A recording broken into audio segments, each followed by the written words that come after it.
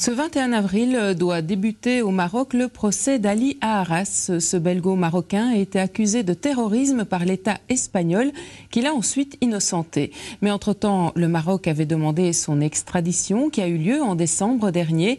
Là-bas, l'homme âgé de 49 ans a été violemment torturé. L'histoire a ému un jeune Lessinois qui depuis se bat pour voir enfin reconnaître les droits d'Ali Haras. Françoise Delplanque et Samuel Hérault l'ont rencontré en compagnie de la sœur et de la nièce du prisonnier.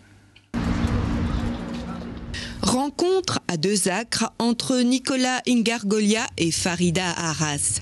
Le sujet de discussion, le sort d'Ali Haras dont le procès doit commencer ce jeudi au Maroc.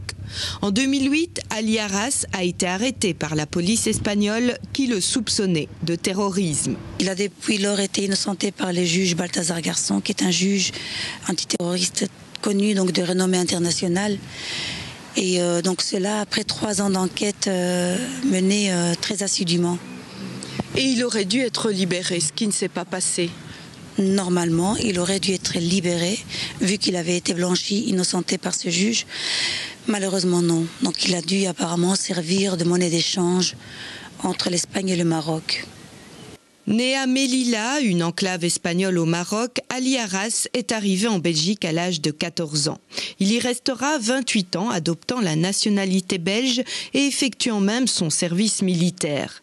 En 2005, il décide de retourner vivre dans sa ville natale. C'est là qu'il est soudainement arrêté en 2008. Après 3 ans d'enquête, il est innocenté, mais le Maroc demande son extradition, qui a quand même lieu le 10 décembre 2010. Là, sous la torture, il signe des aveux. Mon frère était donc entre les mains du service DST et la BNPJ au Maroc, qui eux agissent donc de manière très sauvage, vont torturer. Si vous voulez des détails, je peux vous les donner. J'aimerais que tout le monde sache ce qu'ont fait des gens là-bas. À ceux qui prétendent qu'aujourd'hui le Maroc ne torture pas, en l'occurrence le ministère des Affaires étrangères ici en Belgique. Mon frère a été battu par 15 gardes. Il a été déshabillé dans la nature. On l'a humilié, on l'a frappé à 15. Il dit qu'il n'y avait pas une parcelle de son corps qui ne soit pas bleue.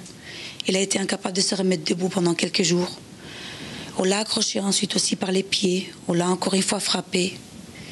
Et on l'a violé à l'aide d'une bouteille. On lui a injecté des produits chimiques. On l'a menacé même avec une arme à la tempe.